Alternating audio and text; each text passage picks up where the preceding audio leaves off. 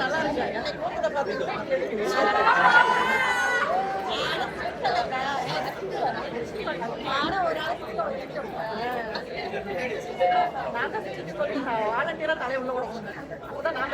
உள்ள வரலாம் இல்ல ஓகே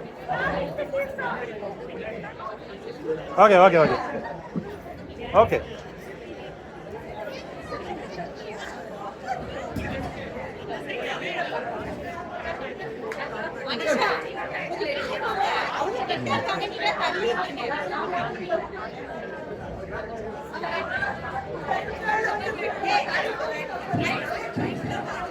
Hello, hello.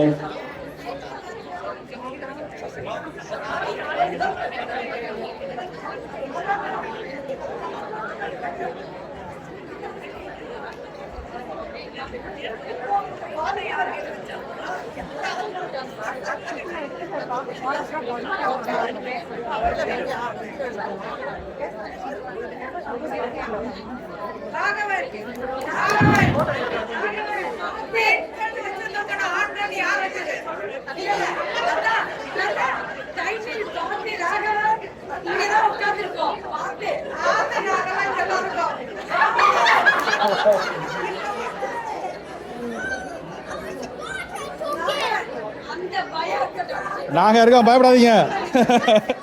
பின்னால வாழ்க நிரந்தரம், வாழ்க தமிழ் மொழி, வாழிய வாழியவே. சூழ்களில் நீங்க தமிழ் மொழி ஓங்க, துவங்குக வையகமே. எங்கள் தமிழ் மொழி, எங்கள் தமிழ் மொழி என்றென்றும் வாழியவே என தேமதுர தமிழோசை உலகமெல்லாம் பரவும் வகை செய்தல் வேண்டும் என்ற பாரதியின் கூற்றினை செவ்வனே தொடர்ந்து மெய்ப்பித்து வரும் ஆல்வனி தமிழ்ச் சங்கத்தின் செயல்பாட்டிற்கு முதற்கண் பாராட்டுகளும் வாழ்த்துகளும். அன்னையின் தாழ் வணங்கி இறையடி தான் வணங்கி தமிழால் இணைந்திருக்கும் ஆல்மணி தமிழ் சொந்தங்களையும் வணங்கி வரவேற்பதில் மகிழ்ச்சி. பணிச்சுமையோடு குளிர் பணிச்சுமையையும் தாங்கிக் கொண்டு பேராதரவு நல்கும் ஆல்மணி வாழ் தமிழ் நெஞ்சங்களே, உங்கள் அனைவருக்கும் உளம் கனிந்த தமிழர் திருநாள் நல்வாழ்த்துக்கள். இதுவரை இசை தமிழ் முழங்கிய தோரண திருவிழாவில் நாடக தமிழுக்கும் வாய்ப்பளித்த தமிழ் சங்கத்திற்கும் தமிழ் நிகழ்வுகளுக்கு என்றென்றும் பேராதரவு நல்கிக் கொண்டிருக்கும் செட்டியார் குழுமத்திற்கும் நெஞ்சார்ந்த நன்றி. பட்டிமன்றம்னு ஒரு ஜாலியான தலைப்பு வைங்க அப்படின்னு சொல்லி எல்லாரும் ஆசைப்பட்டாங்க. ஆனா வச்சு செய்யற மாதிரி இருக்கணும், அதே சமயத்துல ஜாலியா இருக்கணும்னு சொன்னாங்க.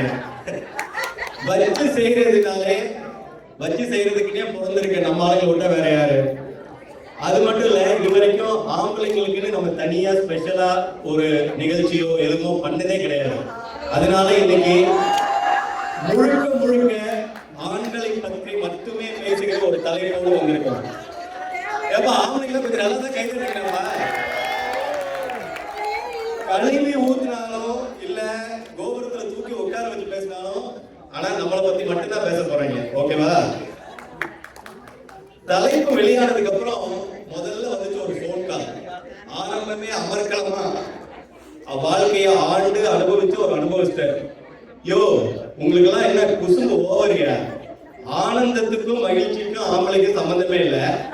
இதுல கல்யாணம் வேற கோத்து விட்டு ஒரு கேள்வி, இதெல்லாம் ஓவர் அல்ல என்ன சிம்ரன் இதெல்லாம் அப்படிங்கிற மாதிரி கழுவி கழுவி ஊத்துனாப்ல. இவ்வளவு மோசமா போயிருக்கு நம்ம வாழ்க்கை அப்படின்னு கொஞ்சம் பயமே வந்துச்சு. என்னடா இது ஆல்பனி ஆண்களுக்கு வந்த சோதனை அப்படின்னு நினைச்சிட்டு இருக்கும் போதுதான் ஒரு ஹைக்கூ கவிதையை படிக்க நேர்ந்தது. அழகான ஹைக்கூ கவிதை, ஆண்கள் வாழ்க்கையை பத்தினது. அவனுக்கு என்று வரும்போது ஆண் ஒரு உலக மகா கஞ்சன்.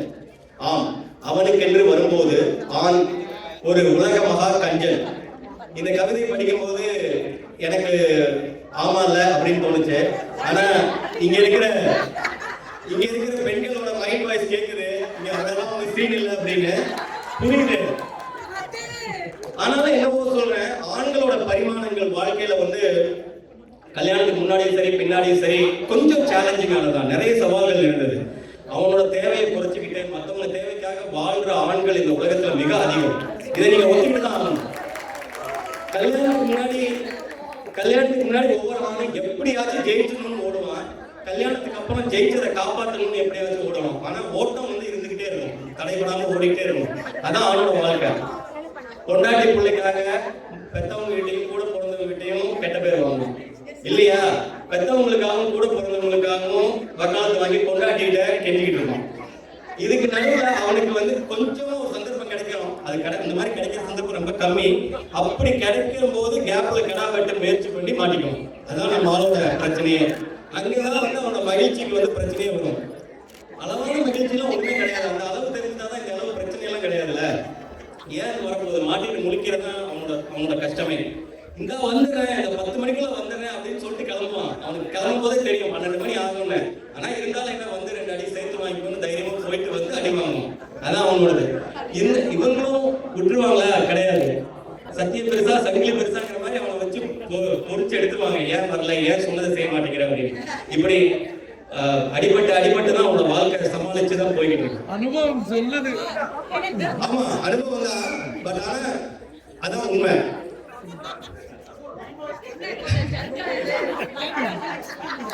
இப்படி ஒரு நாள் போய் என்ஜாய் பண்றதுக்கு கஷ்டப்பட்டு போய் வந்து திட்டு வாங்கிட்டு கடைசியில அவன் 9 மாசம் கஷ்டப்பட்டு இருப்பான். அவன்கிட்ட போய் மகிழ்ச்சியை பத்தி என்னன்னு கேட்டா என்னன்னு சொல்லுவான். வாங்க இன்னைக்கு பஞ்சாயத்துல என்ன சொல்றாங்கன்னு பார்ப்போம். வழக்கம் போல புது பேச்சாளர்கள் பலருடன் உங்களை நம்பி இறங்கி இருக்கிறோம். உங்கள் வாழ்த்துக்களும் கரகோஷங்களும் அவர்களை உற்சாகப்படுத்தும் என்ற நம்பிக்கையோடு 2 அணியினர் இந்த பக்கம் கல்யாணத்துக்கு அப்புறம் தான் நிறைவான மகிழ்ச்சின்னு வீட்டில் அடிக்கிறது பத்தாதுன்னு மேலே ஏறி ஊருக்கே அடிச்சு சொல்றதுக்கு 3 சிங்க பெண்கள். இந்த பக்கம் எவ்வளவு அடி வாங்கினாலும் பரவாயில்ல, நியாயத்துக்கு தான் குரல் கொடுப்போம்.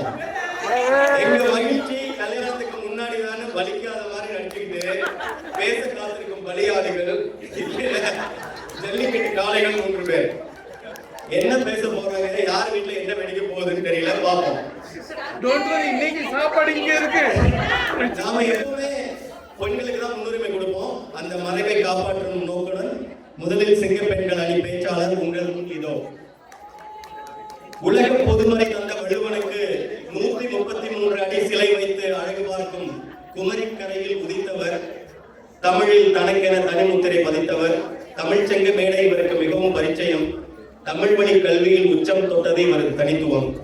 வாங்க கின்சி, இன்னைக்கு வந்து பேச்சு தமிழோட பறையும் இசை தமிழும் இணைந்தவர். அதுக்காக ஒரு பெரிய வாழ்த்துக்கள்.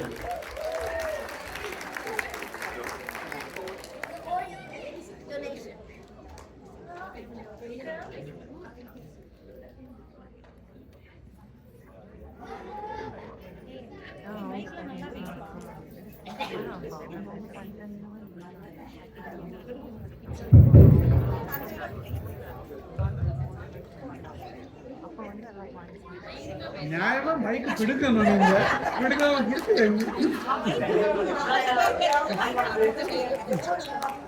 இன்று என்னுடைய பிறந்த நாள். என்னுடைய பிறந்த நாளுக்காக ஆடம்பரமாக நிகழ்ச்சிகளை ஏற்பாடு செய்திருக்கின்ற ஆல்பனி தமிழ் சங்கத்தினருக்கு நன்றி. கொஞ்சம் டொனேஷன் கூட்டி கொடுத்துருங்க போகும்போது. கண்டிப்பா எங்கள் பேச்சை கேட்டு தட்டுவதற்காகவே கைகளை கொண்டு வந்துள்ள ஆல்பனி வாழ் தமிழ் மக்களே, நல்ல தீர்ப்பை வழங்குவதற்காக இந்த இடத்தில் அமர்ந்திருக்கும் நடுவரவர்களே, உண்மை என்னவென்று அறிந்து அதை உலகிற்கு உறக்க சொல்ல வந்திருக்கும் என்னை சிங்க பெண்களே, உண்மை என்னவென்று அறிந்தும் கூட நாங்கள் பொய்யைத்தான் சொல்லுவோம் என்று பல பொய்களை பதிவு செய்ய காத்திருக்கும் எதிரணி பேச்சாளர்களே, உங்கள் அனைவருக்கும் தைத்திருநாள் நல்வாழ்த்துக்கள். திருமணத்துக்கு முன்னாடிதான் அதிக முயற்சினா ஊர்ல உள்ள எல்லா ஆம்பளைங்களையும் நான்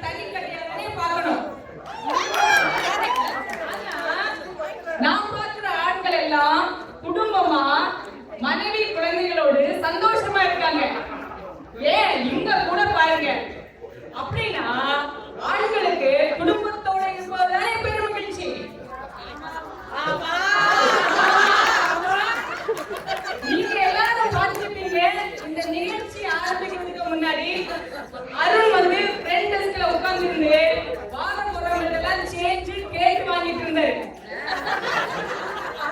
எல்லாரும் உங்களை இங்க உட்கார வச்சுட்டாங்களான்னு கேட்டேன். அவரு சொன்னாரு, வாழ்க்கையில ஒரு சேஞ்ச் வேணுங்க, அதுதான் எல்லார்கிட்டையும் சில்லறை வாங்கிட்டு இருக்கேன்னு சொன்னாரு. காசு பணத்தோடைய சேஞ்சுக்கும் வாழ்க்கையோடைய சேஞ்சுக்கும் வித்தியாசம் தெரியாதவருக்கு எப்படிங்க கல்யாணத்துக்கு அப்புறம் உள்ள சேஞ்ச் தெரியும்? அடுத்து இருக்கிறது திவாகர். அவருக்கு பேரே திவாகர். இவரும் பிக் பாஸ்ல வர அடுத்த வாட்டர்மெலன் ஸ்டாரா இருக்க. அடுத்து நம்ம சுந்தர் வந்துட்டாரு. இடவெட்டு தேங்காவை நீங்க அம்மியில வச்சு அரைச்சிங்கன்னு வச்சுக்கோங்க, அது அரையும் ஆனா அரையாது. அப்படித்தாங்க அவரு சொல்லணும், புரியும் ஆனா புரியாது. கரெக்டா சொன்னீங்க நடுவர் அவர்களே. குடும்பத்தோட மனைவி குழந்தைங்களோட சிரிச்சா மகிழ்ச்சி இல்லைன்னா வடிவேலு மாதிரி மல்லாந்து படுத்து வீட்டுக்கு விட்டத்தை பார்த்து சிரிக்கிறாங்க மகிழ்ச்சி. அப்படி சிரிக்கிறவங்க என்ன சொல்லுவாங்கன்னு உங்களுக்கே தெரியும். நீங்க உண்மையாதான் சொல்லுவீங்க நடுவர்களே. பேச்சுலரா இருக்கும்போது உள்ள சுதந்திரத்துக்கும் மகிழ்ச்சிக்கும் வித்தியாசம் தெரியாம குழப்ப கூடாது. நடுவர்களே, பேச்சுலர் லைஃப்ங்கிறது மின்சார வேலி. அதை தாண்டினா ஜாலி, ஆனா மாட்டுனா மாவனின் காலி.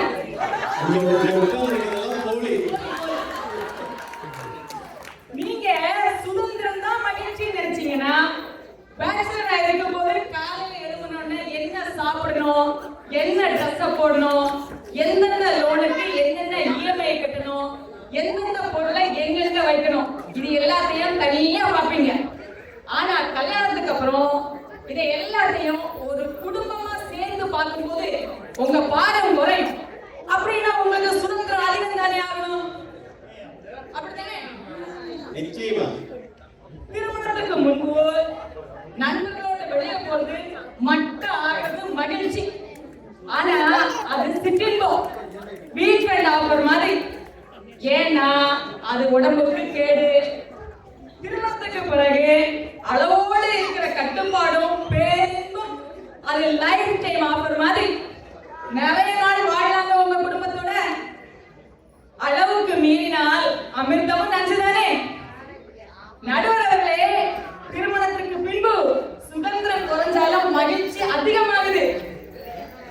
நீங்க திருமணத்துக்கு முன்புதான் நிறைய மகிழ்ச்சின்னு திருமணம் பண்ணாம இருந்து பாருங்க. உன் கூட பிறந்தவனுக்கு கல்யாணம் ஆயிடும், உங்க நண்பனுக்கு கல்யாணம் ஆயிடும், உன் கூட சுத்தவங்க எல்லாம் செட்டில் ஆயிடும். 7 கழுத வயசுல கல்யாணம் ஆகாத நீங்க தான் பொண்ணு கிடைக்கிறது லோடு சுத்துவீங்க. உங்க வாழ்க்கையே நரகமாயிடும். பொண்ணு கிடைக்காம பண்ற கஷ்டப்படுற ஒரு முரட்டு சிங்கிள் கேட்டு பார்த்தா தெரியும் இது. அப்படி சொல்லுங்க நடுவர்களே. பேச்சுலரா இருக்கும்போது கண்ட கழுதையும் சாப்பிடுவீங்க. வாங்குற சம்பளம் பத்தாம ஒரு பாக்கெட் மாவுல 2 செம்பு தண்ணியை ஊத்தி தோசையை சுட்டு 1 ஸ்பூன் இட்லி பொடியை தொட்டு சாப்பிட்டு அலைஞ்ச உங்களுக்கு கல்யாணத்துக்கு அப்புறம் 3 வேளை 6 சுவை சாப்பாடு. இது உங்களுக்கு பெரும் மகிழ்ச்சியா தெரியலையா நடுவர்களே? அதனால்தான் கண்ணதாசன் கூட தன் மனைவி பற்றி சொன்னார். பொன்னம்மாள் சமையல் என்றால் பூமி எல்லாம் வாசம் வரும், தக்காளி பச்சடியும் சாம்பாரும் காய்கறியும் கொத்தமல்லி சட்னியும் கோவக்காய் பொரியலுமாய் அள்ளி அள்ளி வைத்து என்னை அருகிருந்து பார்த்திருப்பாள். கொலஸ்ட்ரால் கூடி போச்சு. அப்பாவுக்கு உடம்பு சரியில்லாம இருக்கும்போது குழந்தைங்க மருந்து மாத்திரை கொடுத்து காப்பியம் தந்து கவனிக்கும் போது இருக்கக்கூடிய ஆனந்தம் அதை அனுபவிச்சு பார்த்தவங்களுக்கு தாங்க தெரியும். குழல் இனிது யாழிலிரு என்பர் தம் மக்கள் மழை சொல் கேளாதவர் என்று வள்ளுவர் சொன்ன மக்கள் பேரு திருமணத்துக்கு பிறகுதானே கிடைக்கிறது ஆண்களுக்கு. குழந்தை முதல்ல அப்பான்னு கூப்பிடும் போது அந்த ஆணுக்கு ஏற்படக்கூடிய பூரிப்பு மகிழ்ச்சி வேற எதுலங்க இருக்கு? அசந்து தூங்குற கணவனுக்கு போர்வைய போர்த்தி விடுதலை இருக்கக்கூடிய அக்கறை, கை அழுக்கா இருந்தா மனைவி ஊட்டி விடுதலை இருக்கக்கூடிய அன்பு,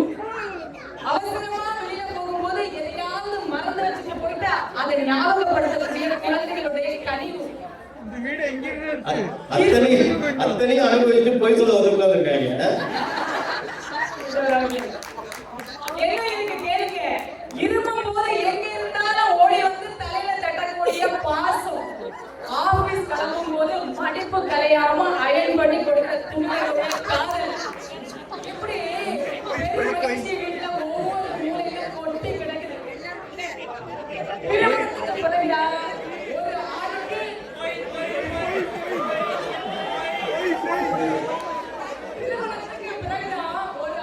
நிறைவு வரும், ஞானம் வரும், செல்வம் வரும், சகல சந்தோஷமும் வரும் என்றால் நிறைவான மகிழ்ச்சி திருமணத்துக்கு பின்புதானே. அவளை போல ஒரு பெண் இல்லையெனில் நான் சாமானியனாகவே இருந்திருப்பேன். அவள் எனக்கு கிடைத்த வரம். இதே கார்ல் மார்க்ஸ் தன் மனைவி ஜென்னை பற்றி சொன்ன வார்த்தைகள். ஒவ்வொரு ஆணின் வெற்றிக்கு பின்னும் ஒரு பெண் இருக்கிறாள். வீட்டையும் குழந்தைகளையும் மனைவி கவனித்துக் கொள்வதால் தான் ஆண்கள் உயர் பதவிகளில் பதற்றம் இல்லாமல் வெற்றி பெற முடிகிறது. எல்லா ஆண்களும் பட்டிமன்றத்தை முடிச்சுட்டு வீட்டுக்கு தான் போகணும். நடுவர் நீங்களே சேர்ந்து உங்களுடைய நிறைவான மகிழ்ச்சி தொடரணுமா இல்லையானு உங்க தீர்ப்பு தான் முடிவு பண்ணலாம். என்னத்தான் ஆண்கள் திருமணத்துக்கு சுதந்திரமாக இருந்தாலும் மனைவி குழந்தைகள் என்று குடும்பமாக சேர்ந்து வாழும்போதுதான் அது நிறைவான மகிழ்ச்சியாக மாறுகிறது. ஏன் குடும்பமே சொர்க்கமாக மாறுகிறது. வேற என்னங்க வேணும் ஆண்களுக்கு? எனவே எங்கள் அணிக்கு தீர்ப்பை வழங்குமாறு கேட்டு விடைபெறுகிறேன். நன்றி, வணக்கம். நன்றி கின்சி அவர்களே. கழுத, லூசு, சேஞ்ச் வாங்குற ஆளு, போலி, இதுக்கு பத்தாவதுக்கு கார்ல் மார்க்ஸ் கண்ணதாசன் வேற துணைக்கு வச்சுக்கிட்டு தொடர்ச்சி எடுத்துட்டு போயிருக்காங்க. ஆனா உங்களுக்கு தெரியுமா, கண்ணதாசன் வந்து ரொம்ப மகிழ்ச்சியா இருந்திருப்பார் போல. 2 கல்யாணம் இருக்கு. அடி கொஞ்சம் பலமா தான் விழுந்திருக்கு. ஆனாலும் சமாளிச்சே பழக்கப்பட்டவங்க ஆண்கள் அப்படிங்கிற நிரூபிக்க வர போறாரு நம்ம அருண்குமார் மகாலிங்கம். வடசென்னைக்காரர், தமிழார்வம் மிக்க பொறியாளர், மென்பொறியாளர், தமிழ் சங்கத்தின் நிர்வாகி, சித்தம் போற்றி சிவன் போற்றி என தினம் தினம் சிவனடி சேவிக்கும் தம்பி அருண் வாங்க. இன்னைக்கு அவரும் வர இசையில கலந்துக்கிட்டது மிகப்பெரிய மகிழ்ச்சி. அதுக்கு ஒரு பாராட்டு கொடுக்கலாம். ஆண்கள் அணியை தூக்கி நிறுத்துங்க. ரொம்ப அடிச்சுட்டு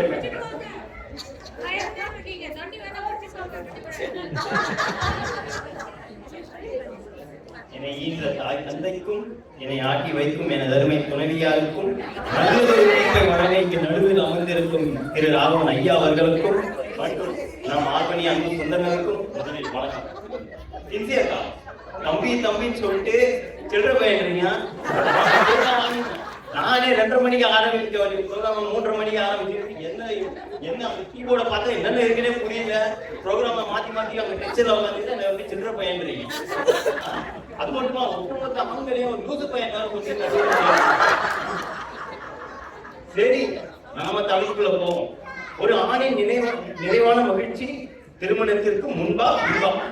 திருமணத்திற்கு பின்புதான் என்று பேச வந்திருக்கும் எதிரி அணியினரே, இது இட்லின்னு சொன்னா சட்னி கூட நம்ப. சரி, நான் இப்ப இன்னைக்கு பேசிட்டு வீட்டுக்கு போனேன்னா நாளைக்கு எனக்கு சோறு கிடைக்குமான்னு தெரியல. வாய்ப்பே இல்லை. சோறு கிடைக்கலன்னா கூட பரவாயில்ல, அந்த உப்புமா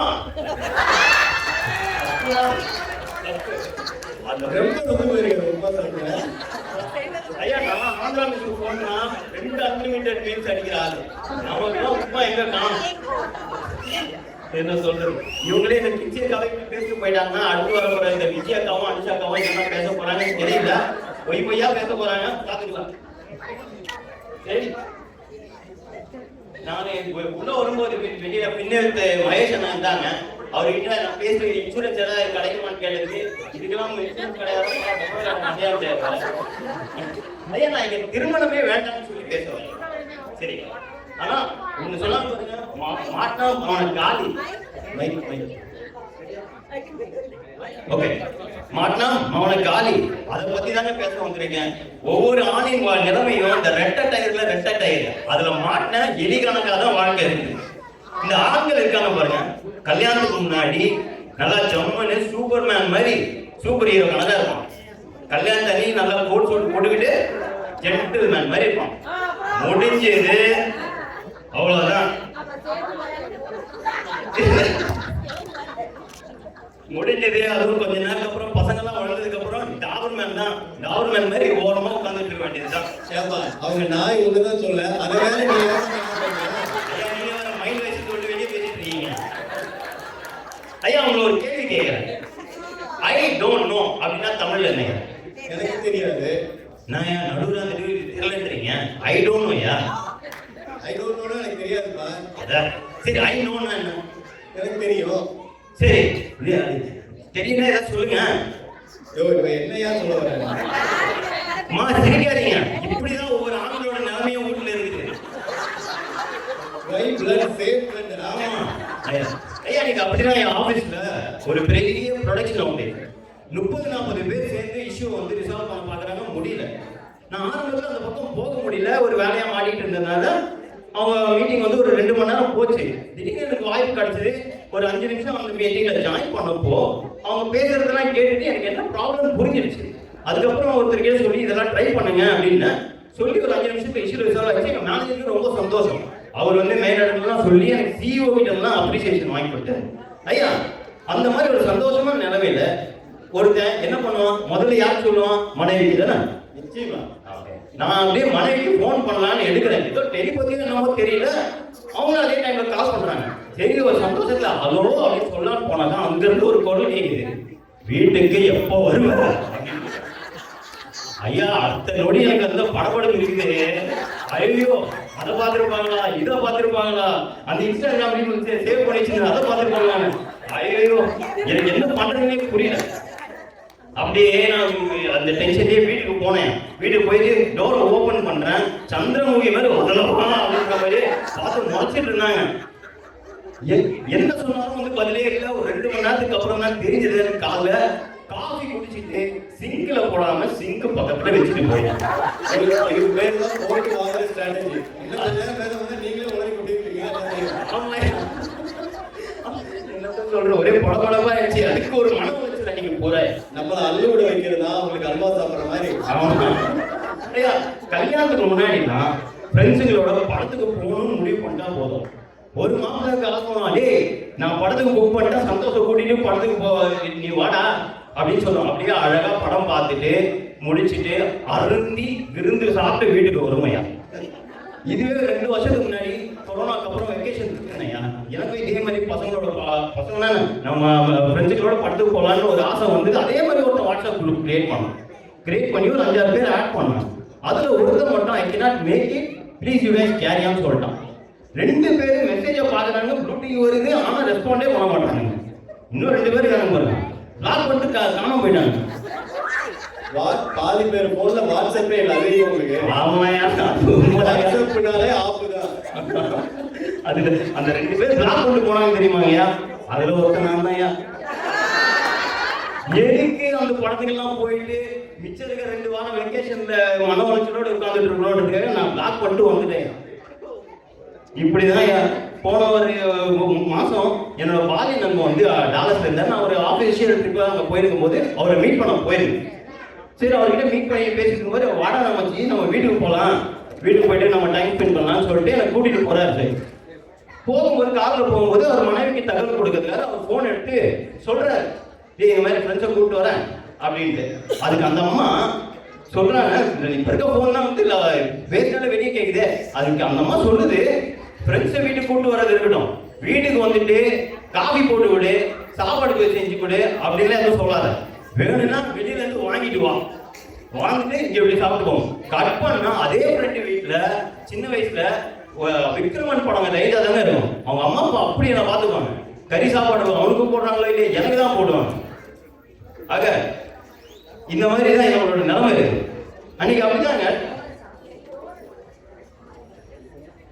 இது மட்டும் நான் இந்த மேடைக்கு வர்றதுக்கு முன்னாடி என் மனைவி கேட்கிறாங்க, நீ என்னென்ன பேச போறியோ எனக்கு ரெக்கார்ட் பண்ணி கொடு. நான் இதை வந்து ஊருக்கு அனுப்பி ஒரு 4 பேர்கிட்ட சென்சார் பண்ணி இங்க ஒரு 4 பேர் இருக்காங்க, அவங்க கிட்ட சென்சார் பண்ணி கட் பண்ணி அதுக்கப்புறம் பேசுற பேச்சு தான் இது. ஆமா, இருந்தாலும் பரவாயில்லையா, ஏதோ பராசக்தி படம் போல பேசிக்கிட்டு இருக்கேன்.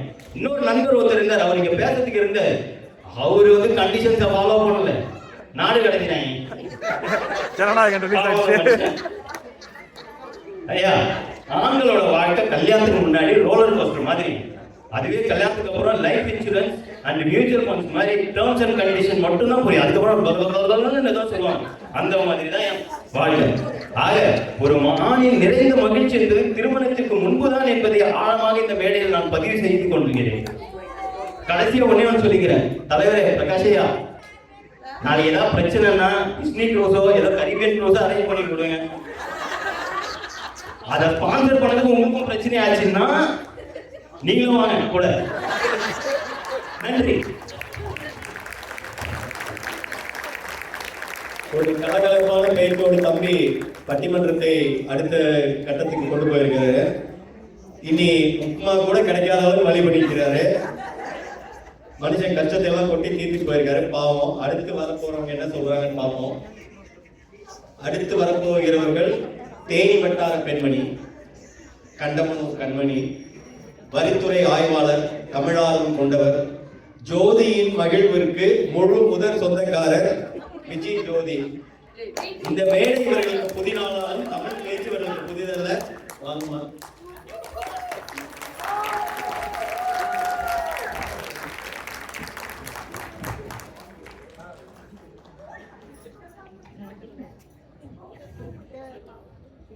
அனைவருக்கும் பொங்கல் நல்வாழ்த்துக்கள்.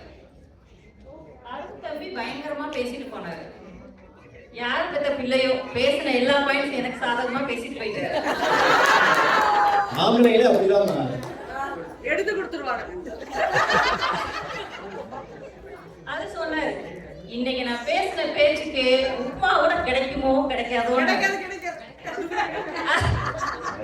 உப்மா கூட உப்மா பண்றது எவ்வளவு பெரிய விஷயம் தெரியுமா?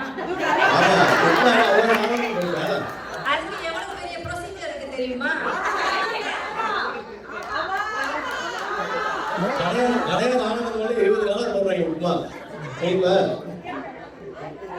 ஆனா ஒண்ணு, இன்னைக்கு நீங்க பேசின பேச்சுக்கு உப்மால ஊறுகாய் கூட கிடைக்காது. தமிழ் செல்வத்துக்கு ஒரு வேண்டுகோள், போறப்ப இந்த 3 பேருக்கும் 3 பார்சல் கொடுத்து அனுப்பிச்சிருங்க. அது உங்க தீர்ப்புக்கு அப்புறம் எடுக்கிறாங்க. அது உங்க தீர்ப்பு. அப்புறம் தம்பிய ஆபீஸ்ல அப்ரிஷியேட் பண்ணாங்களாம், மெடல் கொடுத்தாங்களாம், டிராஃபி கொடுத்தாங்களாம், வீட்டுல ஒண்ணுமே பண்ணல அப்படின்னு சொன்னாரு. நான் கேக்குறேன், ஆபீஸ்ல நீங்க போய் வேலை பார்த்தீங்க, அதனால உங்களை அப்ரிஷியேட் பண்ணாங்க.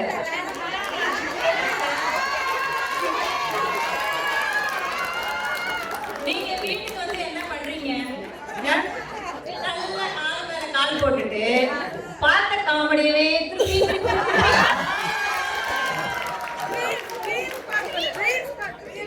அது ஃபர்ஸ்ட் டைம் பார்த்தப்ப என்ன ரியாக்ஷன் வந்ததோ அதே ரியாக்ஷன் தான் வரும் 1000 தடவையும்.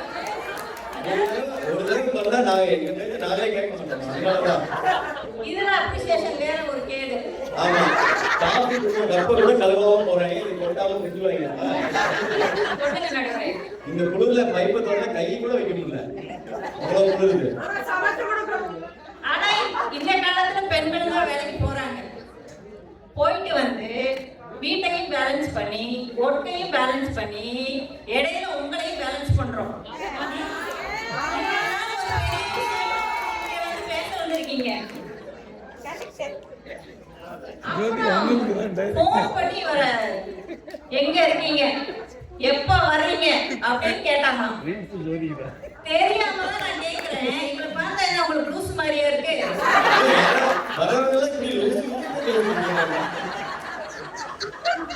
அவங்க கணவருக்கு சொல்றாங்க.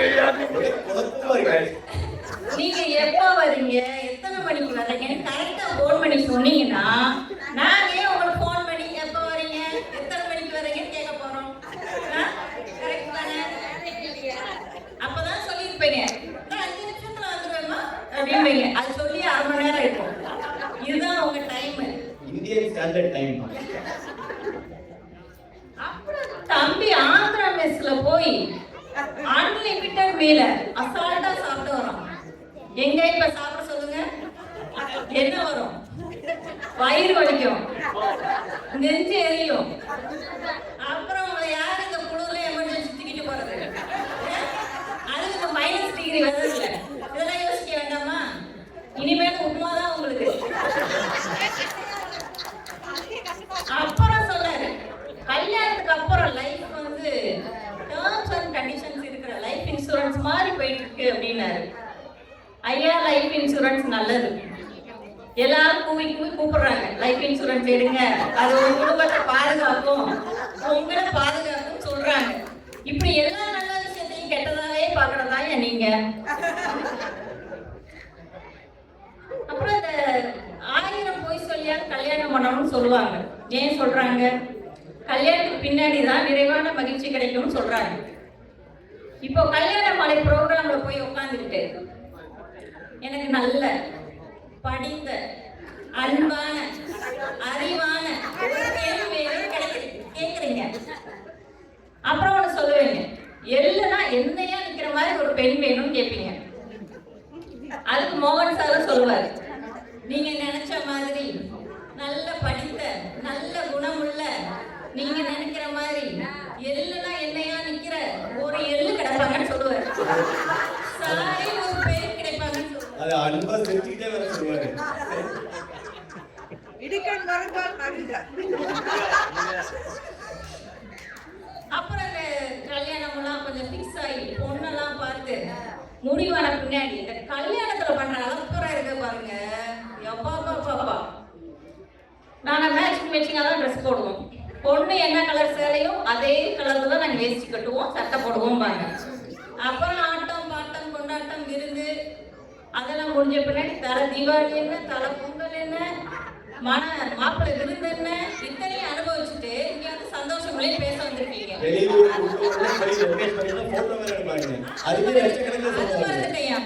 கல்யாணத்துக்கு முன்னாடி ஒரு போட்டோ ஷூட் பண்ணுவாங்களாம், கல்யாணத்துக்கு அப்புறம் ஒரு போட்டோ ஷூட் பண்ணுவாங்களாம். இத்தனை டூலையும் பண்ணிட்டு கல்யாணத்துக்கு பின்னாடி சந்தோஷம் இல்லைங்கிறீங்க.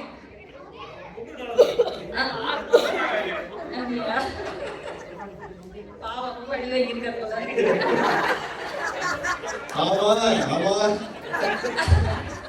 ஐயா, கல்யாணத்துக்கு முன்னாடி ஆண்கள்லாம் காரி கொண்ட தோசை மாதிரி இருப்பாங்க. கல்யாணத்துக்கு பின்னாடி பாத்தீங்கன்னா புசு புசு புசு இப்படி மாதிரி ஆயிடுவாங்க.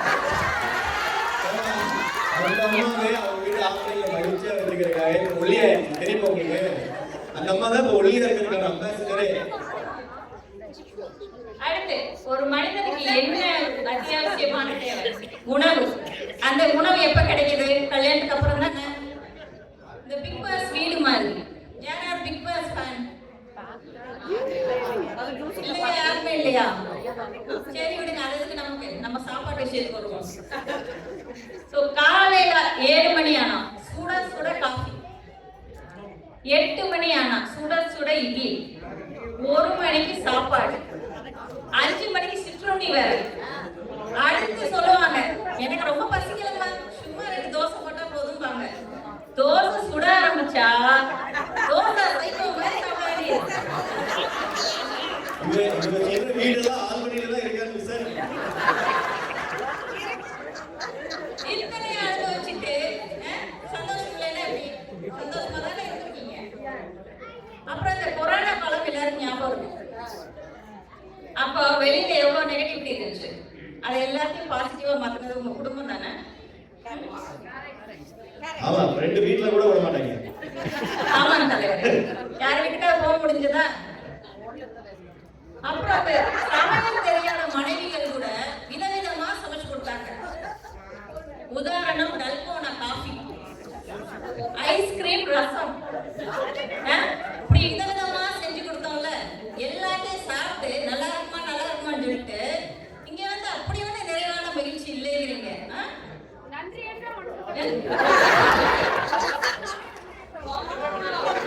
பல பேரோட மைண்ட் வாய்ஸ் வருது.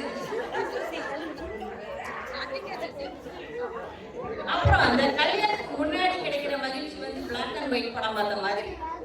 கல்யாணத்துக்கு பின்னாடி கிடைக்கிற மகிழ்ச்சி தான் கலர் படம் பார்த்தது. ரொம்ப பணம் கொடுத்து கூப்பிட்டு வந்திருக்காங்க போல இருக்கு கூட்டத்தை. இப்போ நம்ம எல்லாருமே அடுத்த தலைமுறைக்கு கல்யாணம் பண்ற வயசுக்கு வந்துட்டோம். இப்போ அடுத்த தலைமுறைக்கு நிறைவான மகிழ்ச்சிக்கான சரியான அறிவுரையை கொடுக்க போறோமா இல்ல அவங்க தப்பா வழிநடத்த போறோமா? நடுவர் அவர்களே, உங்கள் தீர்ப்பிலிருந்தே நல்ல அறிவுரை ஆரம்பிக்கட்டும் என்று சொல்லி வாய்ப்புக்கு நன்றி கூறி விடைபெறுகிறேன்.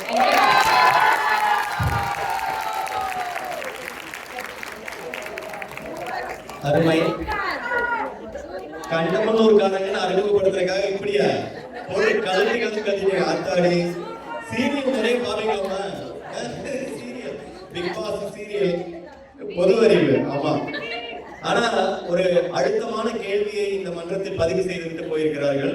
அதற்கான பதில் என்னவென்று இந்த பக்கத்திலிருந்து பார்ப்போம். அடுத்து வரப்போறவர் ஆம்பூர்காரர், சிலம்பு செல்வர், திவாகர், வேலூர் மண் பிறந்த முடிசூடிய மன்னர். இவரும் விஜி என்ற பெயரோடு நெருங்கிய தொடர்புடையவர். வீட்டுல கூட அமைதியா பேசுற மனுஷன் இன்னைக்கு மேல ஏறி வந்திருக்காரு. அவ்வளவு நொந்து போயிருக்காரு போல. வாங்க திவாகர்.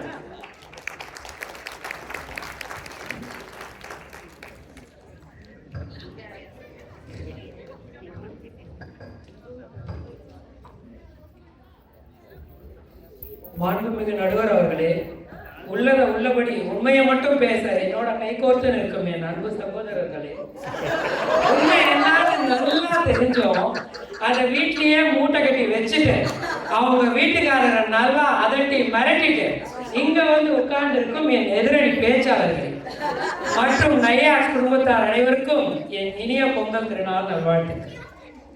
எதிரணியிலிருந்து 2 பேர் வந்தாங்க. வந்து என்னமா உருட்டுன்னு உருட்டிட்டு போறாங்க. ஏங்க, காலையில காஃபி இட்லியா, மதியானம் கறி இருந்தான், சாயங்காலம் சிற்றுண்டி, ராத்திரி தோசைன்னு அடிக்கிட்டே போறீங்க. இந்த மாதிரி தமிழ் சங்கதிகளாம் வந்தாதான் அப்ப இட்லியே கிடைக்குது. ஆமா ஆமா, அது கூட பரவாயில்ல. அப்புறம் என்ன சொன்னாங்க, கின்சி ஏதோ அயனெல்லாம் பண்ணி கொடுப்பாங்களாம். இதெல்லாம் நம்புற மாதிரியா இருக்கு? ஏதோ விக்ரம் படத்துல வர சீன் எல்லாம் இவங்க வந்து உருட்டிட்டு போறாங்க. இப்படி பண்றீங்களா? அடுத்து சகோதரி விஜய் வந்து 4 வருஷம் கழிச்சு திரும்ப இந்த கொரோனா வேற ஞாபகப்படுத்திட்டு போறாங்க. சரி, அங்க இருந்தே நம்ம ஆரம்பிப்போம். இந்த பார்மா கம்பெனிக்காரன் எலிக்கு கூட அந்த தடுப்பூசியை டெஸ்ட் பண்றதுக்கு முன்னாடி FDA அப்ரூவல் வாங்கணும். ஆனா நம்ம ஆளுங்க இந்த யூடியூப், இன்ஸ்டா, ரீல்ஸ் எல்லாம் பார்த்துட்டு கிச்சனுக்கு போய் இதை பண்றேன் அதை பண்றேன்னு நம்மளை வச்சு செஞ்சாங்க பாருங்க. ஏங்க, அந்த டல்கோனா காஃபி ஐஸ்கிரீம் என்ன குலோப்ஜாமுன் போட்டா தெரியுங்களா? ஐஸ்கிரீம் ரசம், அது ஐஸ்கிரீம் ரசம், கரும்பு பச்சி, எலிக்கு இருந்த சேஃப்டி கூட நமக்கு இல்லைங்க. சாப்பிடலாம் திட்டு விடுறோம், சாப்பிட்டு நல்லா ஆமா. அடுத்து சகோதரி கின்சி கண்ணதாசன் பாட்டெல்லாம் பாடினாங்க. அறுசுவைன்னு சொன்னாங்க. எதுமா அறுசுவை? முந்தா நேரத்து சமைச்ச சாம்பார் அடுத்த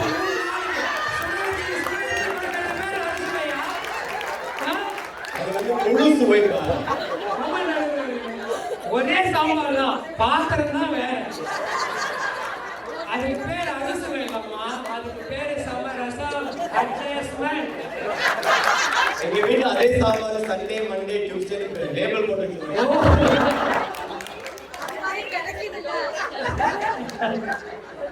அதுக்கப்புறம் ஏதோ கல்யாணத்துக்கு அப்புறம் தான் வாழ்க்கையே செட்டில் ஆகலாம்.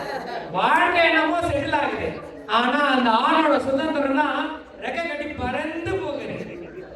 நடுவர்களே, திருமணத்துக்கு முன்னாடி செகண்ட் ஷோ மூவியா இருக்கலாம், இல்ல வீக்கெண்ட் கிரிக்கெட்டா இருக்கலாம், இல்ல சடனா பிளான் பண்ணி நண்பர்களோட போற கோவா பயணமா இருக்கலாம்.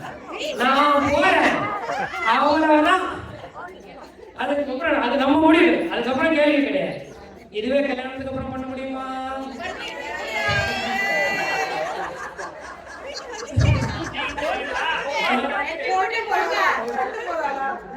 கல்யாணத்துக்கு அப்புறம்னா முதல்ல நம்ம வீட்டு வேலையெல்லாம் செஞ்சு நல்ல புருஷனா சந்தர்ப்ப சூழ்நிலையெல்லாம் பார்த்து மெதுவா நான் போகலாமான்னு கேட்கணும். அதுக்கு அங்க இருந்து வரும் பாருங்க, எங்க யாரும் எப்ப திரும்ப வருங்க மனுஷனுக்கு போற ஆசையை விட்டு போயிடுங்க. கோவா போறதுக்கு இப்படி குறுக்கு விசாரணை பண்ணா பரவாயில்ல, இங்க இருக்க லேக் போறதுக்கு ஆமா ஆமா, இதுக்கு அவங்க வச்ச பேரு அக்கறை. இது உண்மையிலேயே அக்கறையா இல்ல சிபிஐ விசாரணையா? அதுக்கப்புறம் என்னது, திருமணத்துக்கு அப்புறம் தான் அமைதி கிடைக்குதான். எந்த அமைதி? திருமணத்துக்கு முன்னாடி தூக்கமும் கொரட்டையும் எங்க ரைட்டு, எங்க உரிமை. அதுவே தூக்கத்துக்கு அப்புறம் சாரி திருமணத்துக்கு அப்புறம் கொரட்டைன்னா என்ன? Night long fight. என்ன கொடுமை! தூக்கம் இல்லாம நடுவர்களே எப்படி அமைதியான வாழ்றோம்? அடியா படிக்காத வரைக்கும் பரவாயில்ல. ஆமா, பல நேரம் அது வேற நடக்கும். அடுத்து சிஸ்டர் விஜய் வேற லெவல். ஏதோ கல்யாணமான கதையெல்லாம் சொன்னாங்க, பொருளாதாரம் சொன்னாங்க. அப்புறம் இந்த வள்ளுவன் கண்ட வாசிக்கு போல அவங்க தான் வீட்டுல இருக்க பாதி வேலை எல்லா வேலையும் செய்யற மாதிரி என்னமா உருட்டிட்டு போனாங்க. அண்ணன் ஜோதியை கேட்டாதான் தெரியும் உண்மை என்னன்னு. மக்களே, இந்த கல்யாணங்கிறது ரெண்டு வகை. ஒண்ணு நம்ம சொந்த பந்தங்கள்லாம் சேர்ந்து வைக்கிற ஆப்பு, அதான் அரேஞ்ச்டு மேரேஜ். இன்னொன்னு சொந்தமா நாமளே நமக்கு வச்சுக்கிறோம், லவ் மேரேஜ். இதுல நானே ரெண்டாவது வகை.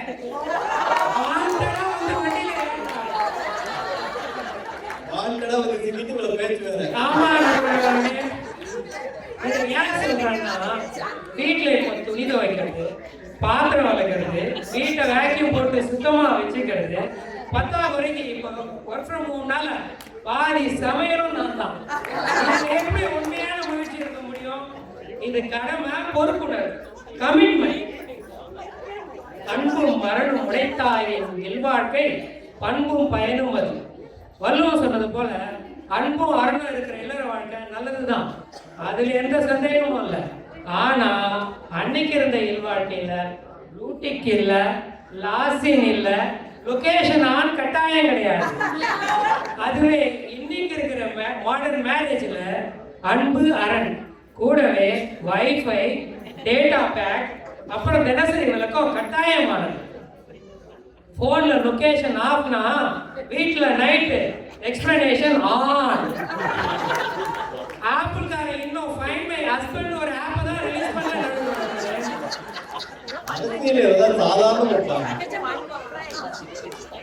ஆமா, அடுத்து அதனாலதான் நான் சொல்றேன் எழுதுறவர்களே, ஆண்களின் வாழ்வில் திருமணத்துக்கு அப்புறம் இருக்கிறது மகிழ்ச்சி கிடையாது, அது சமரசம், சமாதானம், சமாளிக்க வேண்டிய வாழ்க்கை. அப்புறம் கடைசியா நான் ஒண்ணு சொல்றேன், திருமணத்துக்கு முன்பின் வாழ்க்கைய நம்ம டிவிகே வர்சஸ் டிஎம்கேன்னு சொல்லலாம்.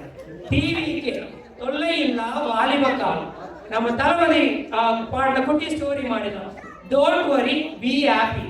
அதுவே கல்யாணத்துக்கு அப்புறம் இருக்கிறது டம்மி மாப்பிள்ளை கோலம். டிஎம்கே 24 மணி நேரமும் கண்காணிப்பு, 365 நாள் அர்ப்பணிப்பு. இறுதியாக வள்ளுவர் சொன்ன அன்பும் அரணும் திருமணத்துல கிடைக்கும்.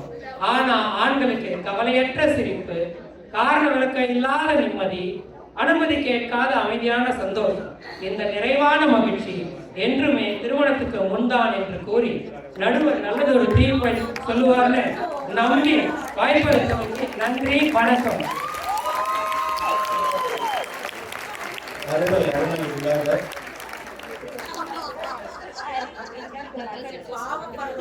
உங்க மனைவி சொல்றீங்களா? இங்கதான் இருக்கேன்னு ரொம்ப நொந்து போயிருக்காரு. ஃபைண்ட் மை ஆப், லொகேஷன் ஆனு, ரொம்ப நொந்து போயிருக்காரு. அடுத்து கொரட்டை வேற கஷ்டப்பட்டு கொரட்டை விடுற கஷ்டத்தை எல்லாம் சொல்லிட்டு போறாரு. அது இங்க இருக்க நிறைய பேருக்கு அந்த கஷ்டம் இருக்கும்னு நினைக்கிறேன். அடுத்து வரப்போறவங்களுக்கு அறிமுகம் தேவையில்லை. அனுஷா, இவங்க வந்து இவங்களுக்கு தமிழ் மேடையும் இந்த ஆல்மணி மேடையும் புதிதல்ல, சகலகலா வள்ளி. இவங்களுக்கு மைக்கே தேவையில்லைன்னு நிறைய பேர் சொல்லுவாங்க. இருந்தாலும் மைக் கொடுத்துருக்கோம். வாங்கம்மா அனுஷா, பார்த்து. அனைவருக்கும் வணக்கம். வணக்கம். தலைப்பு என்னங்க? ஆண்களுக்கு வந்து கல்யாணத்துக்கு அப்புறம் நிறைவான சந்தோஷமா இல்ல கல்யாணத்துக்கு முன்னாடியா அப்படின்றது நம்ம எம்சி வந்து கூட ஒத்துக்கிட்டாங்க. இதை என்ன ஒரு பட்டிமன்றம் வச்சுதான் நம்ம தீர்மானிக்கணுமா? ஏன் உங்களுக்கு தெரியாதா நடுவரையா? நம்ம வினை தாண்டி வருவாய் படம் மாதிரி இங்க என்ன சொல்லுது? ஜெசி ஜெசின்னு சொல்லுதா? அதே மாதிரி நம்ம ராகவன் ஐயா வள்ளி வள்ளி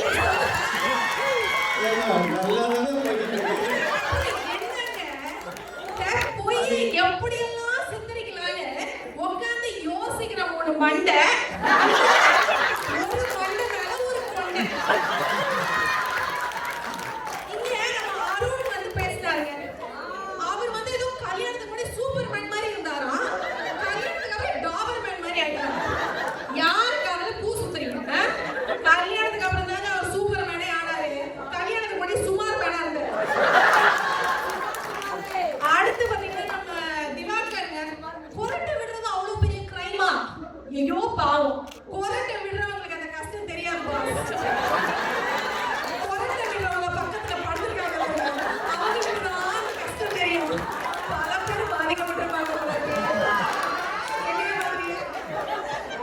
கொரட்டை இவ்வளவு பெரிய உலகமாக பிரச்சனை கண்டிப்பா கண்டிப்பா.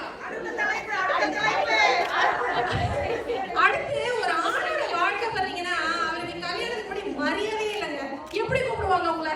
ஏய் மச்சி, ப்ரோ, டியூட், இப்படிதான் கூப்பிடுவாங்க. இதே கல்யாணம் நடக்குது பாருங்க, அவரோட லெவலே வேற, ஸ்டேட்டஸே வேற.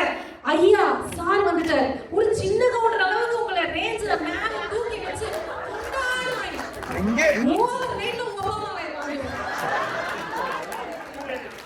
அதனால இந்த மரியாதை கிடைக்கிறது இது எல்லாமே கல்யாணத்துக்கு அப்புறம் தான். அது எப்படி நிறைவான சந்தோஷம் இல்லைன்னு நீங்க எல்லாம் சொல்லுவீங்க? நல்லா கேட்கிறேன் நல்லாச்சு. அடுத்து வந்து அண்ணன் அப்படின்ற அந்த ஸ்டேட்டஸ் போய் அங்கிள் ஸ்டேட்டஸ் வர கொடுப்பாங்க. இவராலையும் சாதிக்க முடியும் அப்படின்னு அந்த 4 பேர் உங்களை நம்புறாங்க. இதெல்லாம் உங்களுக்கு நிறைவான மகிழ்ச்சி இல்லையா?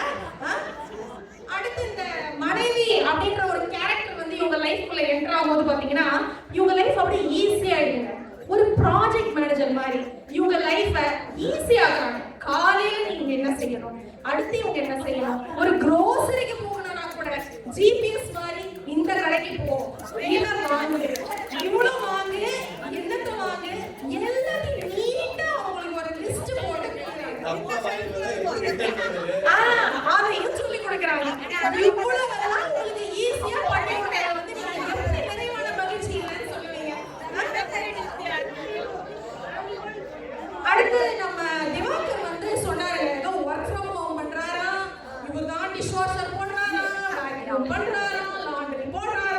இவர் உண்மையிலேயே ஒர்க் ஃப்ரம் ஹோம் பண்றாரா இல்ல ஒர்க் ஃபார் ஹோம் பண்றாரா? கம்பெனிக்கார யாராவது இருக்க போறாங்க பாருங்க. நல்லா ஜாலியா தாங்க இருக்காங்க. ரூம்குள்ள போய் நம்ம செட்டில் மாதிரி நீங்க வந்து மேடையை போட்டு உட்காந்துட்டு ஏதோ சுப்பத்தி கிரியேட் பண்ணிட்டு இருக்காங்க. நம்பிடாதீங்க நடுவுல. உண்மையெல்லாம் அப்படி போட்டு உடைக்காதீங்கம்மா. எல்லாருக்கும் தெரியும். பல பேர் குழப்பம் அப்படிதான் முடியும். அதேதான் இந்த Facebook Instagramல எல்லாம் இவங்க வச்சிருப்பாங்க. கல்யாணத்துக்கு முன்னாடி இவங்க போட்டோ எல்லாம் எப்படி இருக்கும்? இந்த ஆதார் கார்டு, ரேஷன் கார்டு அதுல இருக்கிற இவங்க போட்டோ இருக்கும். இதே கல்யாணத்துக்கு அப்புறம் பாருங்க பல இருப்பாங்க, சும்மா ஜொலிப்பாங்க. கலர் கலரா ட்ரெஸ் என்ன, ஜோடி ஜோடியா ரீல்ஸ் என்ன, கப்பிள் கோல்ஸ் அப்படி எல்லாம் வேற போஸ்டிங் போட வேண்டியது. இதுல 10 வருஷம் சேலஞ்ச், 20 இயர் சேலஞ்ச் போட்டு குசி பேர் ஏத்துறாங்க. இதே நான் சொல்றேன், இதெல்லாம் பண்ணி விடுறேன். அப்புறம் இங்க வந்து எனக்கு சந்தோஷமா இல்ல, கஷ்டமா இருக்கு, குஷ்டமா இருக்கு. எதுக்கு கேக்குறேன். இந்த மாமியார் வீடு அப்படின்ற ஒரு சொந்தம் உங்களுக்கு எப்ப கிடைக்குது? கல்யாணத்துக்கு பிறகுதான். தலைமையில தூக்கி வச்சு கொண்டாடுறாங்க. மாப்பிள்ளைக்கு காஃபி கொடுத்தியா, தோசையை திருப்பி போட்டியா, சப்பாத்தியை உருட்டி போட்டியா, சமைக்கிறதுல இருந்து அங்க வீட்டுல வாங்கி வச்சு மாப்பிள்ளைக்கு தலை மேல தூக்கி வச்சு அவர் ஒரு ஹீரோ கணக்கா கொண்டாடுற ஒரு குடும்பம் கிடைக்குது. இது நிறைவான சந்தோஷம் உங்களுக்கு இல்லையா? அதை தெரிஞ்சு எனக்கே பல நேரம் ஸ்டமக் பர்னிங்கா இருக்குங்க. எங்க வீட்டுக்கு போனா என்ன ஒரு பையன் மதிக்க மாட்டேங்கிறாங்க. உங்களுக்கு தான் அதேதாங்க. இன்னொரு ஒரு பாயிண்ட் உங்களுக்கு எவிடன்ஸ் எடுத்து கொடுக்குறேன் நடுவரையா. 40 வயசுக்கு முன்னாடி கூட விடுங்க பரவாயில்ல, ஏதோ ஒரு முரட்டு சிங்கிளா அப்படியே வரப்பா சுத்திட்டு வந்துருப்பாங்க. 40 வயசுக்கு அப்புறம் வரட்டு சிங்கிள் ஆயிடுவாங்க. முடியாது. கம்பேனியன்ஷிப் வேணுங்க, எல்லாருக்கும் வேணும். ஒரு துணைவியார் அப்படின்ற ஒரு கேரக்டர் உங்களுக்கு வேணும். உங்களை வழி நடத்தி உங்களை கைட் பண்றதுக்கு உங்களுக்கு அவங்க தேவைப்படுறாங்க. அது ரொம்ப ஒரு முக்கியமான சந்தோஷம் வந்து உங்களுக்கு கல்யாணத்துக்கு பிறகுதான் கிடைக்கும். மனமுறிவு அப்படின்றது வந்து இங்க சகலமா இப்ப நடக்குது இப்ப இருக்க காலகட்டத்துல. அது ஒண்ணும் பிரச்சனை இல்லைங்க. ஓகே, ஏதோ ஒரு தடவை சரியில்லை, நம்ம வந்து இதுவாயிட்டோம் அப்படின்னு. இப்போ உங்களுக்கு அது நிறைவான சந்தோஷம் இல்லைன்னா 6 மாசத்துல திருப்பி கல்யாணம் பண்ணுவாங்க இல்ல? ஏன்னு கேட்க நிறைவான மூளைக்கு ஒரு கல்யாண மண்டபம் எங்கேயாருந்த ஒரே இவங்க விஜய் சொன்ன மாதிரி கலர் கலரா ட்ரெஸ் என்ன ஷூட் என்ன எல்லாம் போட்டு தாக்கி தள்ளுறீங்களே. சந்தோஷம் இருக்கிறதுனால தானே அதோட அருமை உங்களுக்கு தெரியுது. விடாமுயற்சி விஸ்வரூப வெற்றி. அதேதான். வாய்க்கடை பிரியாணி பிடிக்காம திருப்பி திருப்பி சாப்பிடுறீங்க. நல்ல நச்சுன்னு கேட்கணும் நடுவரையா நீங்க இதெல்லாம். அடுத்து வந்து பொய்களை அடுக்கிறதுக்குனே ஒருத்தர் வந்து ரெடியா உட்கார்ந்துட்டு இருக்காரு. அவர் பேரு பார்த்தீங்கன்னா சுந்தர். அவர் யாருன்னு எனக்கு தெரியும், நான் யாரு அவரும் அவர் மனைவி ஷாலினி யாருன்னு ஊருக்கே தெரியும். அமர்கலாமுக்கு அஜித் ஷாலினா, நம்ம ஆல்பனிக்கு சுந்தர் ஷாலினா. நடுவரையா நீங்க வந்து சுந்தர் ஐயாக்கு வந்து போன் பண்ணிருக்கீங்களா, தொலைபேசியில அழைச்சிருக்கீங்களா? பண்ணிருக்கேன். நானும் பண்ணிருக்கேன். 2 பேரும் சேர்ந்துதான் போன் அவரு போன் கிடைச்சாலும் இந்த மாதிரி எடுப்பாங்க, இந்த அம்மா போன் கிடைச்சாலும் அவர் தான் எடுப்பாங்க. அப்படி ஒரு அந்யூன்யமான கப்பல். இந்த மேடையில வந்து என்ன பேச போறாரு நான் ரொம்ப ஆர்வமா இருக்கேன். அது அப்படி இல்லை, 2 பேரும் ஒரே ஜோடியா போவாங்க, ஜோடியா வருவாங்க. நீங்க வந்து நல்லவர், வல்லவர், நாளும் தெரிஞ்சவர், நல்ல தீர்ப்பு வழங்குவீங்க அப்படின்ற ஒரு நம்பிக்கையில என்னோட உரையை முடிச்சுக்கிறேன். நன்றி, வணக்கம்.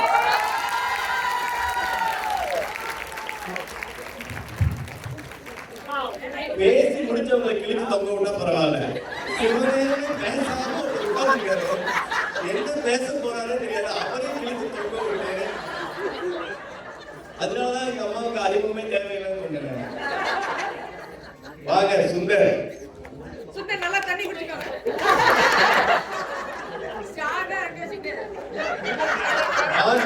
ஆண்கள் அணிகள் பேசுறவங்க எல்லாருமே இன்னைக்கு வந்து மன்னர்களாக இருக்காங்க. ஒருத்தர் முடி சூடிய மன்னர்னா இவங்க முடி சூடாம அவங்க தலை அஜித்துக்கு ஒரு ஷாலினி மாதிரி இவருக்கு ஒரு ஷாலினின்னு சொல்லிட்டு போனாங்க. ஆனா அந்த மகிழ்ச்சிக்கு காரணம் ஷாலினி இல்ல அப்படின்னு அடிச்சு பேச வந்திருக்காரு.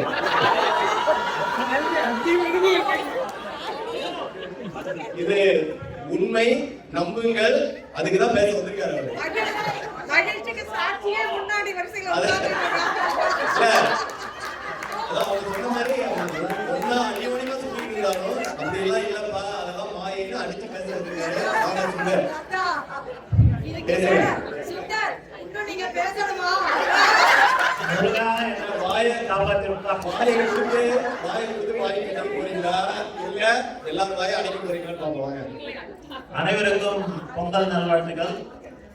பின்தான் என்று சந்திரமுகி ஸ்டாலில் பரவசமாக புழுகிய பேசிய சகோதரிகளுக்கு முன்தான் என்று முழங்கிய என் சக அவர்களுக்கும் தேரை வைத்து தெருவில் விட்டுட்டு ஊன குசும்புடன் உல்லாசமாக பேசிக் கொண்டிருக்கும் மற்றும் ஆல்பனி வாழ் தமிழ் மக்கள் அனைவருக்கும் வணக்கம். ஒரு நாள் சாயங்காலம் போன் வந்தது, கான்ஃபரன்ஸ் காலில் சுந்தர் அண்ணன் தான் இதை செய்வாரு, சுந்தர் அண்ணன் நல்லா செய்வாரு, சுந்தர் அண்ணன் நல்லா செய்வாரு, என்ன சொல்றீங்க? ஆமாங்க அவர் தான் நல்லா செய்வாரு, என்ன சொல்றீங்க? நானும் ஓகேன்னு சொல்லிட்டேன். ஓகேன்னு சொன்னப்பறம் தான் தெரிஞ்சது பட்டிமன்றத்துல பேசணும், தலைப்பு இந்த அணியில பேசுறீங்க. சுந்தர் அண்ணன் நல்லா செய்வாரு என்ன நல்லா செஞ்சிருக்காங்க. அது நடந்து போச்சு, விடுங்க. இனி ஆக வேண்டியது பார்ப்போம். தலைப்புக்குள்ள போறதுக்கு முன்னாடி ஒரு சின்ன பஞ்சாயத்து இருக்கு. கருப்பேற்றாங்க நம்ம எல்லாரும். எங்க அணி திவாகர் வந்து வாட்டர் மெலன் ஸ்டாரோட ஒப்பிடுறாங்க. ஆமா, அது எப்படி? அவரு தர்பீஸ், இவரு chalk piece. Both are not same. அவரு வார்த்தையை சொல்றவரு, இவரு கையில கம்ப சொல்றவரு. Both are not same. அவர் ஆல்வேஸ் ஆன் ரீல்ஸ், இவர் always on wheels. Again both are not same. முக்கியமானது அவர் சண்டைக்காரர், இவர் கொண்டைக்காரர். Again both are not same. அவர் ரீல் லவ், இவர் ரியல் லவ்.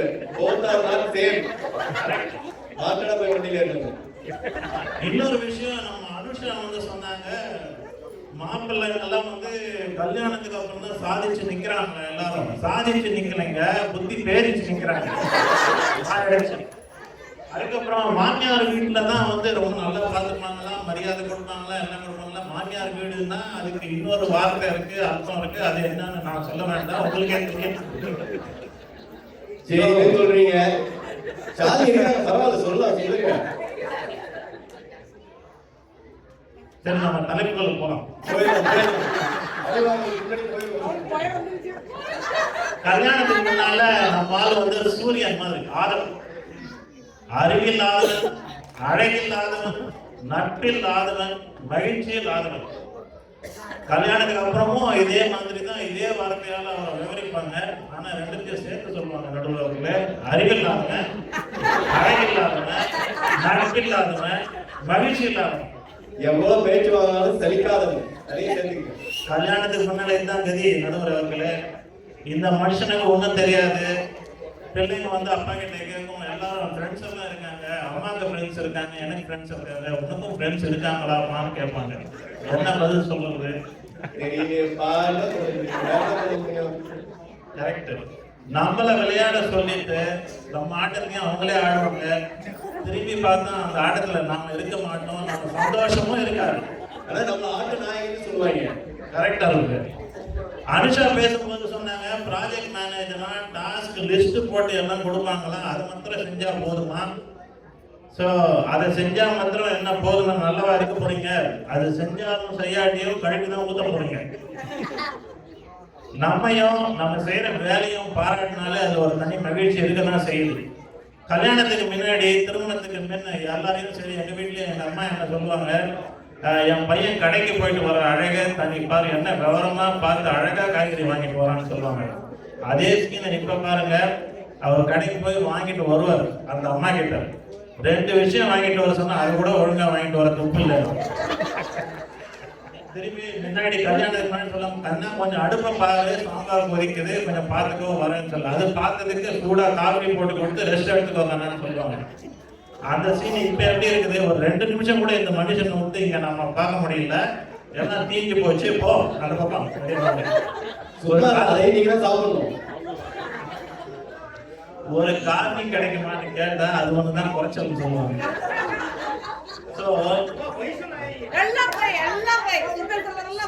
கல்யாணத்துக்கு அப்புறம் நீங்க நினைச்ச நேரத்துல ஒரு காஃபி கூட குடிக்க முடியாது நடுவர் அவர்களே. இதுல நிறைவான சந்தோஷம் எங்க இருக்குன்னு நீங்களே சொல்லுங்க. என்னதான் அடிச்சாலும் உதைச்சாலும் ஏதோ இத்தனை நாள் வரைக்கும் 2 வேளை காஃபியும் 3 வேளை சாப்பாடும் சாப்பிட்டு இருந்தேன்.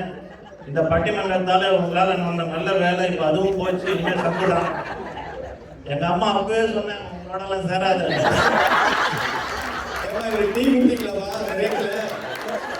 சாப்பாடு போடுவோம், சாப்பாடு போடுவோம். கடுப்பேத்துறவங்க கிட்ட கம்மனும், உசுப்பேத்துறவங்க கிட்ட உம்மனும் இருந்தா வாழ்க்கை ஜம்முன்னு இருக்கும். அதனாலதான் நீங்க ஜிம்முக்கு போற ஜிம்னேஸ் மாதிரி உங்களை சுத்த விட்டுருக்காங்க. ஒரே சின்ன கதை. நீங்க ஊர் சுத்துறது உலகத்துக்கே இந்த மக்கள் பேச்சை கேட்டு, மனைவி பேச்சை கேட்டு பண்றவங்களை பத்தி ஒரு சின்ன கதை ஒண்ணு இருக்கு. ஒரு யமதர்மராஜா வந்து சபையில ஒரு 1000 பேர் கூடி இருப்பாங்க. அவர் ராஜா அன்னைக்கு வந்து நினைச்சிருப்பாரு, இன்னைக்கு யாராவது இதுல எவனாவது ஒருத்தன் சொந்தமா மனைவி பேச்சை கேட்காம செயல்படுறவன் இருந்தா அவனுக்கு இன்னைக்கு ஏதாவது நல்லது பண்ணலாம், பேசி சொர்க்கத்துக்கு அனுப்பலாம் அப்படின்னு மனசுல நினைச்சிட்டு சொல்லுவாரு. மனைவி பேச்சை கேட்காம சொந்தமா செயல்படுறவன் எல்லாரும் அந்த பக்கம் போய் நெல்லு, மிச்சம் பேரலாம் என் பக்கம் இந்த பக்கம் நெல்லு பாரு. எல்லாரும் வந்து நிற்பாங்க, ஒரே ஒரு ஆள் மாத்திரம் அங்க இருப்பான். அவர் உள்ளுக்குள்ள ஒரு சந்தோஷம்.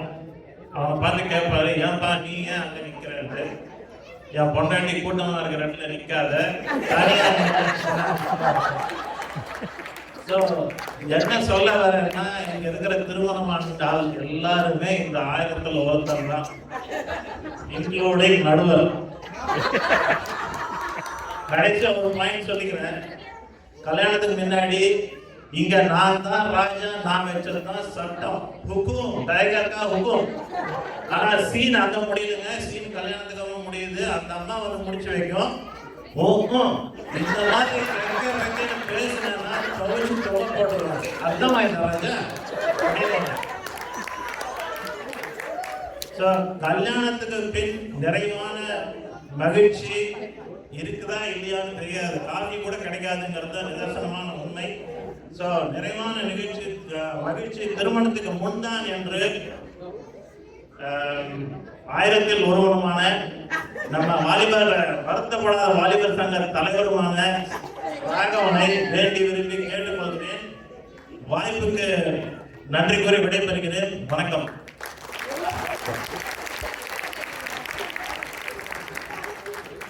முடிசூடா மன்னர் அவர் அறிமுகப்படுத்தினேன். அதுக்கு தகுந்த மாதிரி ஷாலினியாவது ஒன்னாவது எனக்கு எதை பத்தி கவலை இல்லை அப்படின்னு எங்க அணி நியாயம் தான் முக்கியம்னு சினிமாவே எடுத்து ஒரு மேடையில போட்டு காட்டு போயிருக்காரு.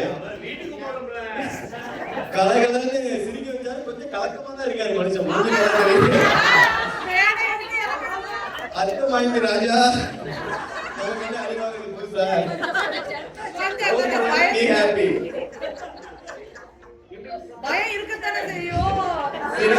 சிறப்பாக பேசிய எல்லோருக்கும் மீண்டும் உங்கள் கரகோஷம் வாழ்த்துக்களை சொல்லிட்டு நம்ம இந்த பட்டிமன்றத்தின் இறுதி பகுதிக்கு வருவோம். முதல்ல மகிழ்ச்சிங்கிறது என்னன்னு கொஞ்சம் ஆழமா சிந்திச்சோம்னா அதோட உண்மையான அர்த்தம் கொஞ்சம் நல்லா வழங்கணும்னு நினைக்கிறேன். மகிழ்ச்சிங்கிறது மனமும் உணர்வும் சம்பந்தப்பட்டது. ஆழ் மனசுல அத்தகைய மகிழ்வுகளை உணர வைக்கிற நிகழ்வுகளுக்கு முழு முதற் காரணம் அமைகிறது உறவுகள். அது எல்லாருமே ஒத்துப்போம்னு நினைக்கிறேன். அத்தகைய உணர்வு ஒரு விஷயத்தை செய்யும் போது வரலாம், பார்க்கும்போது வரலாம், கேட்கும் போது வரலாம். அது எப்படி வந்தாலும் நம்ம பங்கு அதுல இருந்துச்சுன்னா அந்த மகிழ்ச்சியின் ஆயுள் மிக அதிகம். அது நிறைவு நிச்சயம் நல்ல சந்தோஷத்தை கொடுக்கும். ஒரு ஆணோட வாழ்க்கையில பல பரிமாணங்கள் இருக்கு. அதை 20-20 நான் பிரிக்க ட்ரை பண்ணேன். 3-4 காலகட்டங்களா பிரிச்சுக்கலாம். ஒரு 80 வயசு வரைக்கும் வச்சுக்கோங்க. அதுக்கு மேலே இருக்காங்க, நம்ம அதுக்கு மேல போக வேண்டாம். ஒரு சராசரி ஆணோட வாழ்க்கையில முதல்ல வர 20 கல்யாணத்துக்கு முன்னாடி இருக்கலாம். இன்னைக்கு இருக்க காலகட்டத்துல வாழ்க்கையில செட்டில் ஆகணும், அதுக்கப்புறம் தான் பொண்ணு தருவேன்னு சொல்றாங்க. அதனால அடுத்த 20ல இருந்து ஒரு 10 சேர்த்துக்கலாம் வச்சுக்கோங்க. இந்த முதல் 30 வருடங்கள்ல அவனுக்கு கிடைக்கிற சுதந்திரமும் அது மூலமா கிடைக்கிற ஒரு மகிழ்ச்சியும் நிறைய சந்தோஷத்தை தரும். அது உண்மை, மறுக்க முடியாத உண்மை. இன்னும் சொல்ல போனா அடுத்த காலகட்டங்களை நிர்ணயிக்கிறதே அந்த முதல் 20-30 சொல்லலாம். ஆனா அந்த மகிழ்ச்சி நிறைவை தருமா, நீண்ட ஆயுளோடு இருக்குமா அப்படிங்கறது ஒரு பெரிய கேள்வி. ஏன்னா அது சுயநலம் மேலோங்கிய ஒரு விதமான மகிழ்ச்சி இல்லையா? வெறும் தன்னோட இது தனக்கு நினைச்ச ஒண்ண பண்றது அந்த மாதிரி விஷயங்கள் தான் நிறைய இருக்கும். கல்யாணத்துக்கு அப்புறம் கல்யாணங்கிற ஒரு உறவுக்குள்ள நீங்க சொந்தமா இது எல்லாரும் சேர்ந்து தள்ளி விட்டாலும் சரி, நீங்களா வாண்டடா போய் வண்டியில ஏறினாலும் சரி, சுதந்திரம் பறி போயிடுது அப்படிங்கறதா இந்த பக்கத்துக்கு வந்து பிரதானமான வாதம் இல்லையா? இந்த 3 பேரும் பேசுறதுல இருந்து சுதந்திரம் இல்ல அப்படின்னு. ஆனா அதே இந்த பக்கம் என்ன சொன்னாங்க? அதீத அன்பின் வெளிப்பாடு, அக்கறை அப்படின்னு கொஞ்சம் வலுவாக சொன்னாங்க. அதை கொஞ்சம் யோசிக்கணும்னு தோணுங்க. ஏன்னா ஒரு சின்ன விஷயமா இருந்தாலும் சரி, பெரிய விஷயமா இருந்தாலும் சரி, பெண்கள் வந்து என்னைக்குமே வந்து ஒரு கல்யாணம் குடும்பம் ஆனதுக்கு அப்புறம் குடும்பமா யோசிப்பாங்க, குடும்பத்துக்காக யோசிப்பாங்க. என்னைக்குமே வந்து தான் ஒரு முன்னாடி வந்துடாது, ஒரு குடும்பத்தை முன்னாடி போட்டு அதுக்கப்புறம் தான் அவங்களுக்கான இது வரும். ஆனா நம்மளால அப்பப்போ கொஞ்சம் செல்ஃப் கோல் கொடுக்கணும். அப்பதான் கேள்வி கொஞ்சம் ஸ்ட்ராங்கா வரும் அந்த பக்கம் இருந்து. கல்யாணத்துக்கு முன்னாடி இந்த கேள்வி அம்மா அப்பா வந்து நிறைய தடவை வந்திருக்கும். ஆனா அப்பதான் என்ன அம்மா அப்பா வந்து ஈஸியா சமாளிச்சு போயிடுவோம், ஏச்சிட்டு போயிடலாம். ஏன்னா அம்மா அப்பா ஒரு லிமிட்டுக்கு மேல அம்மா அப்பா நம்மளை கண்ட்ரோல் பண்ண மாட்டாங்க. ஆனா கல்யாணத்துக்கு அப்புறம் அந்த பப்பு இங்க வேகாது, சமாளிக்கிறது ரொம்ப கஷ்டம். சிக்கல் இல்லாம இருக்கணும்னா கொஞ்சம் கஷ்டம் தான். அப்படி பார்த்தா கல்யாணமே பண்ணிக்காத ஆளுங்கெல்லாம் வந்து நிறைவான மகிழ்ச்சியோடவே காலமெல்லாம் இருக்காங்கன்னு சொல்லி வந்துருக்கலாம். இல்ல, உறவுகள் சிக்கல் என்று வேணுமானால் இருக்கலாம். உறவுகளோட சிக்கல் இல்லாம சிக்கல் புரிஞ்சில்லாம இருக்கலாம். ஆனா அது தனிமைங்கிறது ஒரு சிக்கல் தான். அந்த தனிமை சிக்கல் வந்து அவங்க சந்திச்சுதான் ஆகணும். அதுல வந்து ஒரு நிறைவான மகிழ்ச்சி கிடைக்குதாங்கிறது ஒரு பெரிய கேள்விக்குறி இருக்கு. கல்யாணத்துக்கு அப்புறம் அதே மாதிரி தனியான வாழ்க்கையை வாழ்ந்து பார்க்கதான் இப்ப டிசைனா நாங்க கண்டுபிடிச்சு வச்சிருக்காங்க. ரீயூனியன் அப்படின்னு ஸ்கூல் படிச்சவங்களோட காலேஜ் படிச்சவங்களோட ஒன்னா வேலை செஞ்சவங்களோட போய் குரூப்பா போய் ஒரு 3-4 நாள் நட்புகளோட என்ஜாய் பண்ணிட்டு தனியா எந்த இதுவும் பிக்கல் முடிகள் எல்லாமே போயிட்டு வர்றது. ஆனா அது என்ன அது ஒரு தற்காலிகமான இதா வந்த உடனே வந்து நீங்க வந்து நிரந்தரமான வாழ்க்கைக்குள்ள நுழையணும். அதுக்கப்புறம் வந்து அதை நினைச்சு சந்தோஷப்படுற அளவுக்கு அதுல ஒன்றும் பெருசா ஒன்றும் இருக்காது. அந்த காலத்துல 90s வந்து பாக்யராஜ் ரசிகர்களுக்கு வந்து அவரோட பத்திரிகை நினைவிருக்கலாம், பாக்யாங்கிற பத்திரிகை.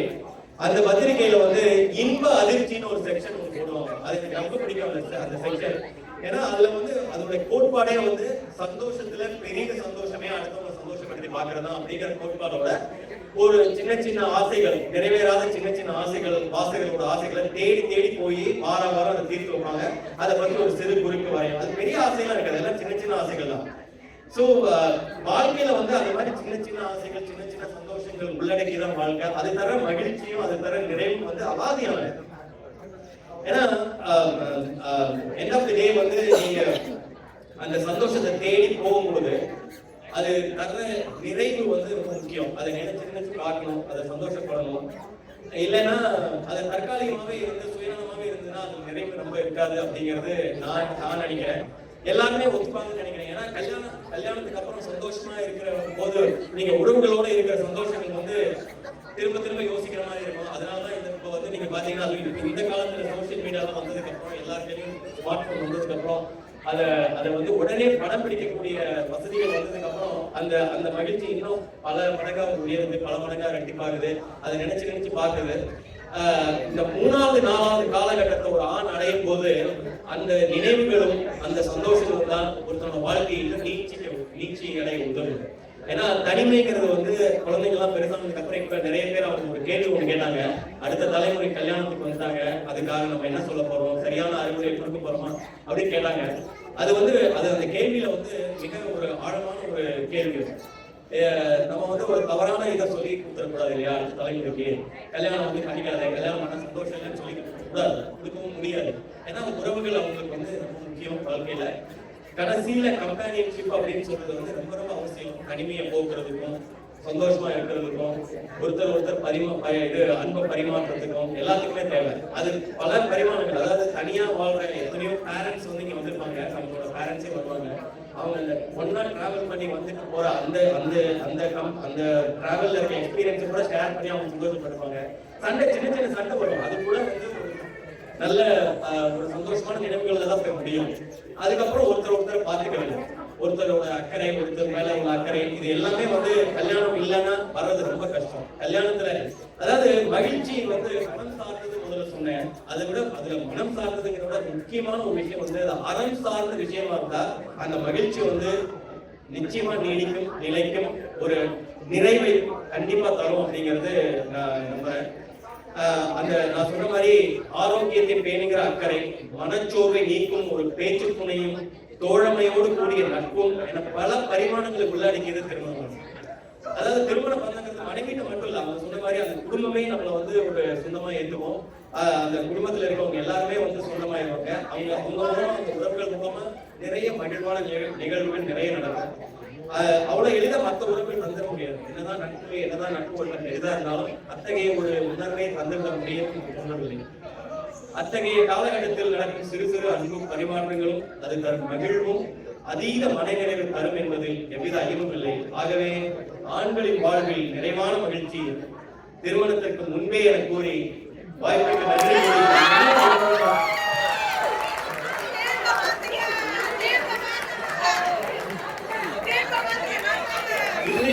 இப்படி சொல்லலாம் நினைச்சேன்.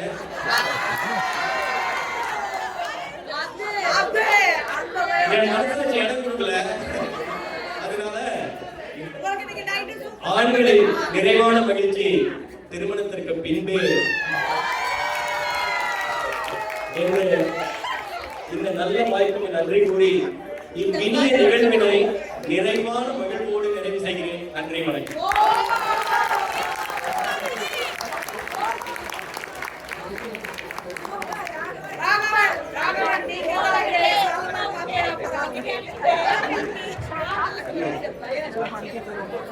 எல்லாருக்கும் நன்றி. ஒரு நிமிஷம்.